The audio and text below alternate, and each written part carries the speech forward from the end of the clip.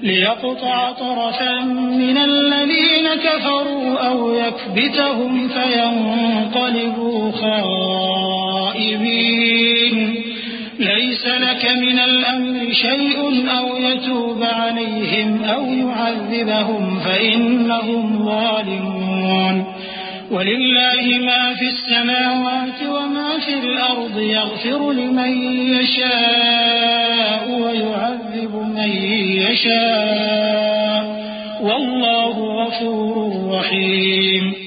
یہ اللہ نے اس لیے کیا کہ کافروں کی ایک جماعت کو ہلاک کر دے یا انہیں ذلیل و مغلوب کر دے کہ ناکام واپس جائیں. اے پیغمبر اس کام میں تمہارا کچھ اختیار نہیں. اب دو صورتیں ہیں، یا اللہ ان کے حال پر مہربانی کرے یا انہیں عذاب دے کہ یہ ظالم لوگ ہیں. اور جو کچھ آسمانوں میں ہے اور جو کچھ زمین میں ہے سب اللہ ہی کا ہے. وہ جسے چاہے بخش دے اور جسے چاہے عذاب کرے، اور اللہ بخشنے والا مہربان ہے.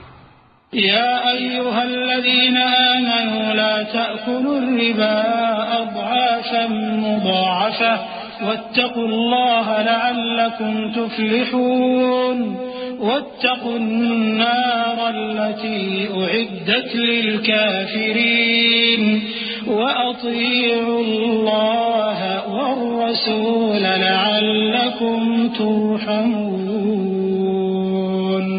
اے ایمان والو، دگنا چوگنا سود نہ کھاؤ اور اللہ سے ڈرو تاکہ کامیاب ہو جاؤ، اور دوزخ کی آگ سے بچو جو کافروں کے لیے تیار کی گئی ہے، اور اللہ اور اس کے رسول کی اطاعت کرو تاکہ تم پر رحمت کی جائے.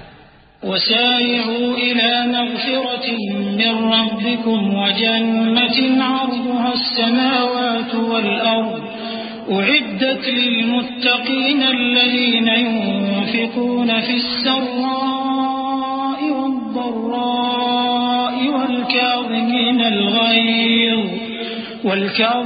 الغيظ والعافين عن الناس والله يحب المحسنين. والذين إذا فعلوا فاحشة أو ظلموا أنفسهم ذكروا الله فاستغفروا لذنوبهم ومن يغفر الذنوب إلا الله ولم يصروا على ما فعلوا وهم يعلمون أولئك جزاؤهم مغفرة من ربهم وجنات تجري من تحتها الأنهار خالدين فيها ونعم أجر العاملين.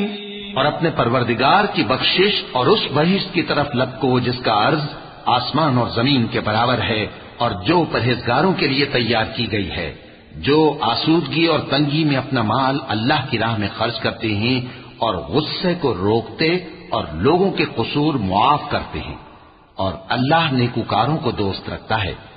اور وہ کہ جب کوئی کھلا گناہ یا اپنے حق میں کوئی اور برائی کر بیٹھتے ہیں تو اللہ کو یاد کرتے اور اپنے گناہوں کی بخشش مانگتے ہیں، اور اللہ کے سوا گناہ بخش بھی کون سکتا ہے، اور جان بوجھ کر اپنے افعال پر اڑے نہیں رہتے.